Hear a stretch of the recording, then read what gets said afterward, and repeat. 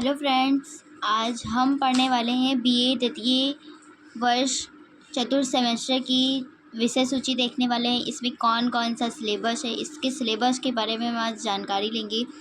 ये राम मनोहर लोहिया अवध यूनिवर्सिटी जो है उसकी है, उसमें भौतिक पब्लिकेशन की बुक चलती है। तो आज हम उसके अंदर विषय सूची देखते हैं।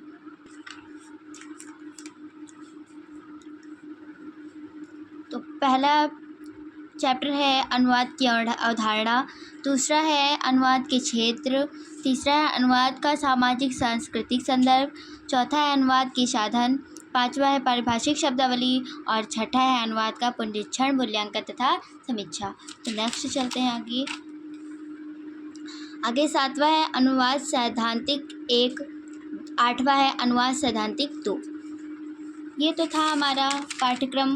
कैसा है पाठ्यक्रम वर्ष इस साल का, मतलब कि जो सिलेबस होता है वो, और बाकी विषय अनुक्रम तो ये है। तो आज हम पढ़ेंगे चैप्टर फर्स्ट अनुवाद की अवधारणा। तो चलिए आइए हम देखते हैं। मूलतः मनुष्य एक सामाजिक प्राणी है। पहले वह जंगलों में छोटे छोटे समूहों में रहता था, फिर धीरे धीरे वे समूह समाज का स्वरूप प्राप्त करते गए और मनुष्य समाज बनकर रहने लगा। तब उसे सर्वप्रथम अपने विचारों को अन्य तक पहुंचाने की आवश्यकता महसूस हुई। इसके लिए मनुष्य ने संकेतों को अपनी अभिव्यक्ति का माध्यम बनाया। शारीरिक संकेतों के माध्यम से वह अपने विचारों को अन्य तक पहुंचाने लगा। संकेतों की सहायता से ही वह अपने शत्रुओं, पशुओं आदि को डरा धमकाकर रखता था। हालांकि संकेतों से प्रायः विचारों का संपूर्ण संप्रेषण नहीं हो पाता था, इसलिए उसने संकेतों के साथ साथ अपनी आवाज़ का भी प्रयोग करना आरंभ कर दिया। कालांतर में यह संकेत और ध्वनि विकसित होकर भाषा की इकाई बने और भाषा का जन्म हुआ। मनुष्य का दायरा धीरे धीरे विस्तृत होने लगा। अलग अलग क्षेत्रों समाजों में मनुष्य बंटने लगा। इसी परिस्थिति में क्षेत्रीय भाषाओं का जन्म हुआ और फिर विकास होता गया।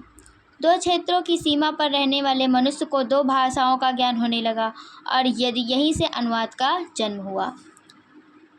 संसार में अनगिनत भाषाएं हैं, जिसमें से 3000 से अधिक भाषाएं प्रमुखता से अपना स्थान बनाए हुए हैं। प्रत्येक छोटी बड़ी भाषा का अपना जन समूह है।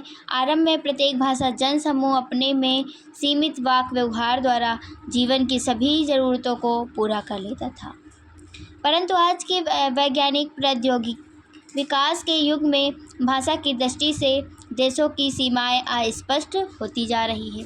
किसी भी देश का व्यक्ति मात्र एक ही भाषा क्षेत्र से आबद्ध होकर नहीं रह सकता।